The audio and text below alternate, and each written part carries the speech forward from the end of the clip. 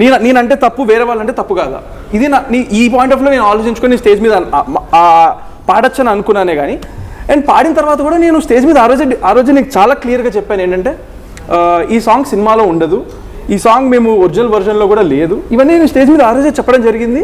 ఇప్పుడు ఇక్కడ నేను టు ఎంటర్టైన్ ఆల్ ఆ మూమెంట్లో అన్నట్టుగా పాడాను నేను. అది సినిమాలో పాట లేదు కదా, ఇఫ్ అట్ ఆల్ సినిమాలో ఉన్న పాట పాడినా కూడా మంచి అప్రిసియేషన్ వచ్చేదో, మంచి సింగర్గా లేకపోతే ఒక ఒపీనియన్ వచ్చేదేమో.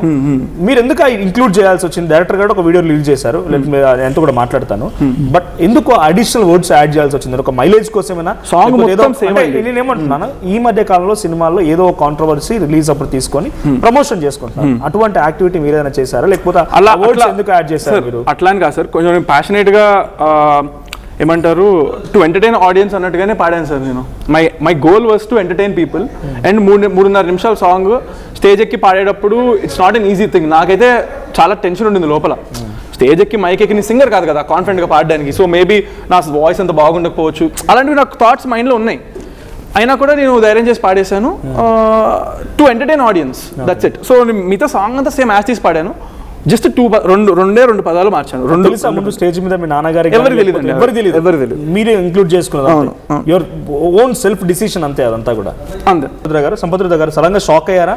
చంద్రహాస స్టేజ్ మీదకి వెళ్ళి ఈ వర్డ్స్ ఉపయోగించి ఆయన పాట పాడడంతో ఎక్స్పెక్ట్ చేయలేదు, ఎవరికి తెలియదు కాబట్టి మీరు షాక్ అయ్యారు? డెఫినెట్గా షాక్ అయ్యాను. ఏమనిపించింది ఆ మూమెంట్ లో?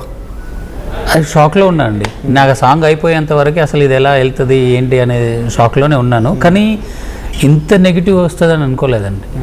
అసలు ఇంతకంటే దారుణమైన మాటలు విన్నారు జనాల నోటి నుంచి. మీరే బీపులేసి చాలా వేసిన వీడియోలు కూడా ఉన్నాయండి. ఇది అది ఇంకా అందులో ఎట్లుంటుందంటే ఒక పర్టికులర్ పర్సన్ని పాయింట్అవుట్ చేస్తూ వాళ్ళ ఫ్యామిలీని అందరినీ టార్గెట్ చేసిన మాటలు చాలా ఉన్నాయండి.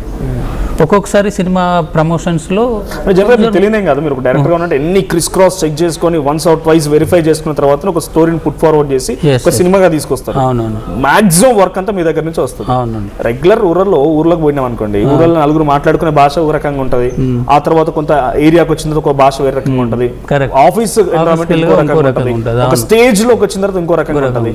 సో అది రెగ్యులర్ వాడక భాష ఎక్కడ రూరల్ ఏరియాలో లేకపోతే కామన్ గా ఫ్రెండ్స్ మధ్యలోనో లేకపోతే చిట్ చాట్ లో వస్తే రావచ్చు, కానీ ఆ పదాలు ఇక్కడికి వచ్చేసరికి చాలా బిగ్గెస్ట్ బ్లండర్ కదా, అందరూ అపోజ్ చేస్తున్నారు.